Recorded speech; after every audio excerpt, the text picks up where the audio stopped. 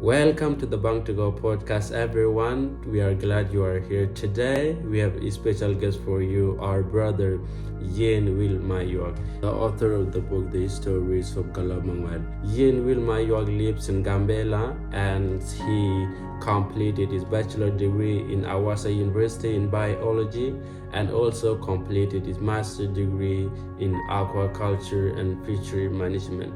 Today is going to be walking out through the book writing process and also answer some questions.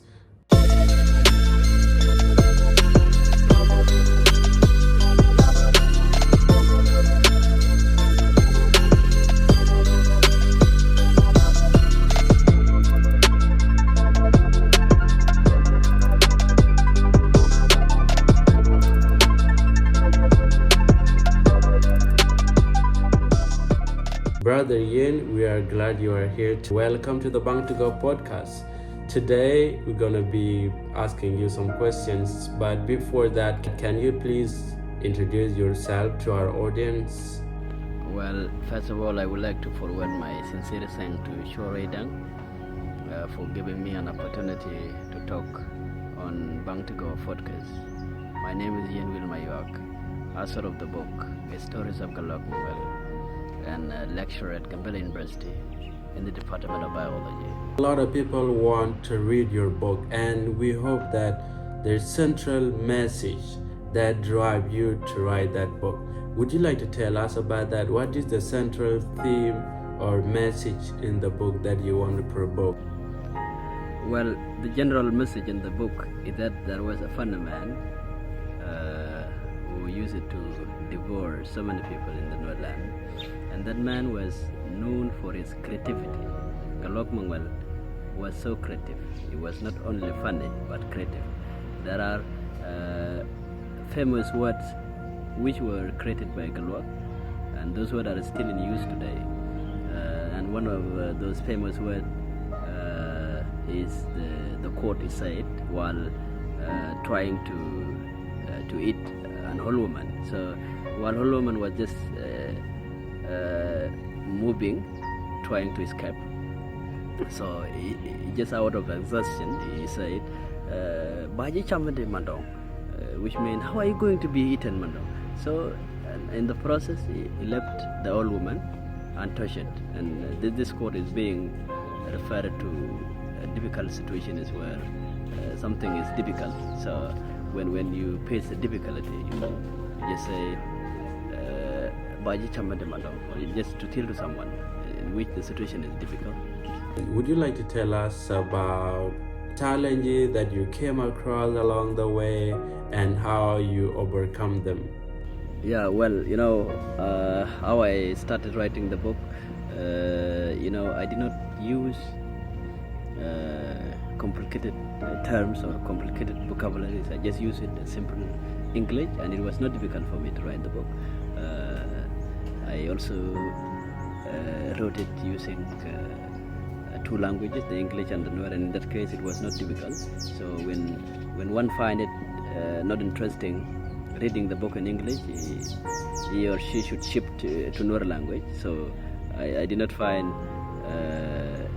a difficulty while starting to write the book. The obvious difficulty I faced was after writing the book, and that difficulty was the issue of editing the book. Yeah, I had no capacity to hire a professional editor because professional editors are expensive, and I did not have a capacity to hire them. What I did was proofreading the book and sharing it with friends who helped me voluntarily by proofreading the book, and that was how I overcome that difficulty. That is very interesting. A lot of people, before writing a book, they go through a lot of process and talk to people or do some research. So would you like to tell us some experiences, some moments that you remember, or some great experiences that you like about the writing process? Yeah, well, the experience I had while writing the book was just fun. I used to laugh when writing the book because there are some parts of the book that are very funny. For example, Gatluak was born in the market in Malakal in Bam suburb in Malacca while selling human flesh. Yeah, he was selling dry human flesh, and some people recognized him as a cannibal who used to eat people. So he was denying that he was a cannibal, and when he was asked, he just made up his mind and just changed it rapidly into another topic. So someone said, "Oh, this is Gatluak Manguel that used to consume people." He just said, "Oh, with the price, yeah, I have a bonus that is bigger than what is being purchased." He just changed the topic from eating people to just being offensive in selling things. So Gatluak was actually very critical. One can tell that Gatluak was also friendly. He was friendly. He respected friendship.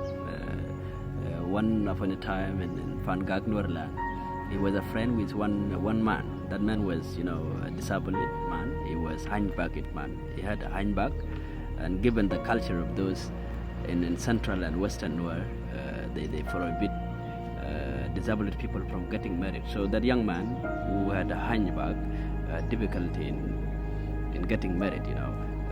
So he was confused because he was going to die without getting married due to that culture. So he went to Gatluak, and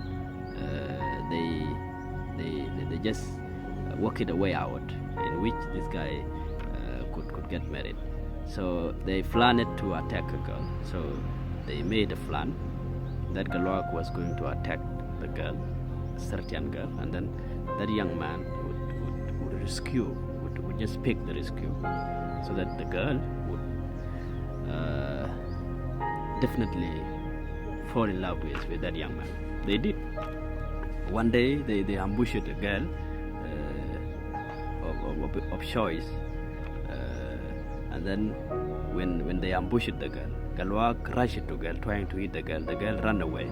So the girl was coming from the river alone. Then Gatluak attacked her. Then she ran away. After some time, while Gatluak was running after the girl, that young man with hindback appeared while holding his spear, just trying to rescue the girl. He was running to Gatluak. Then Gatluak ran away. Gatluak ran away. That was a deal, but the girl did not know that. After the girl was rescued by that young man, the girl totally fell in love with that young man, despite the culture that prohibited disabled people from getting married in Fangag and in Bangtigow. So this is important fact. Gatluak is friendly, and I think a lot of people like your book because of those reasons. Do you have any intentions, when writing the book? What was your intention? Why did you write it in the first place?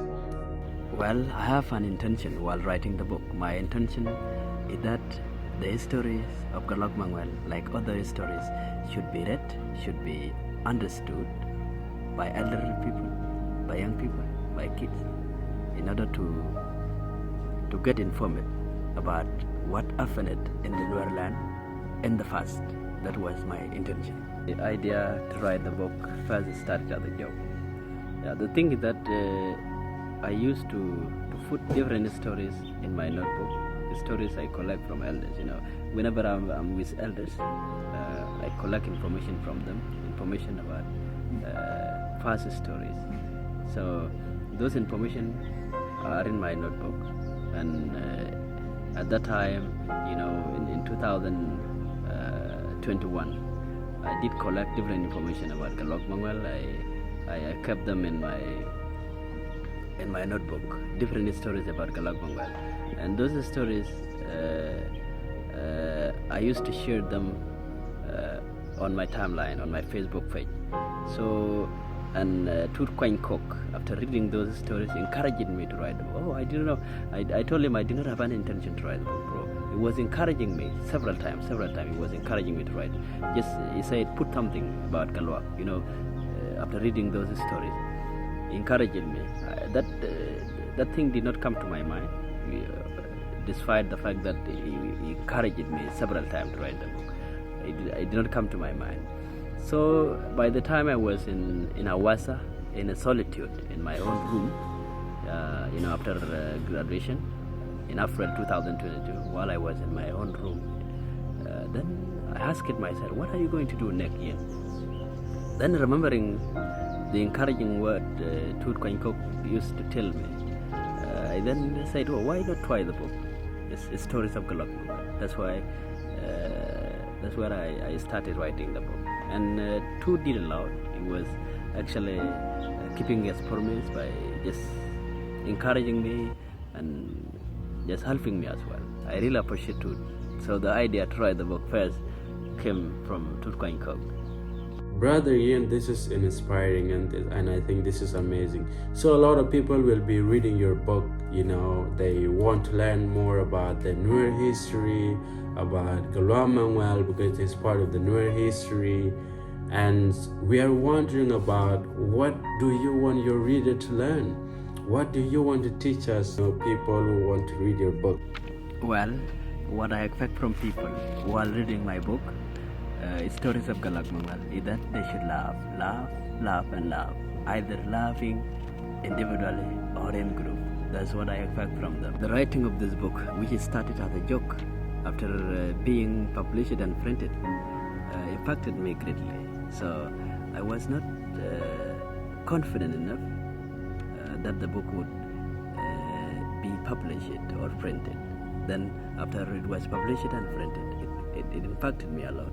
So I told myself, so Yien, you can do anything. Whatever you have put your energy on, you can do it and you can achieve it. That was how the book impacted me. So now I'm going forward with the belief that I can do anything whenever I put my energy on it.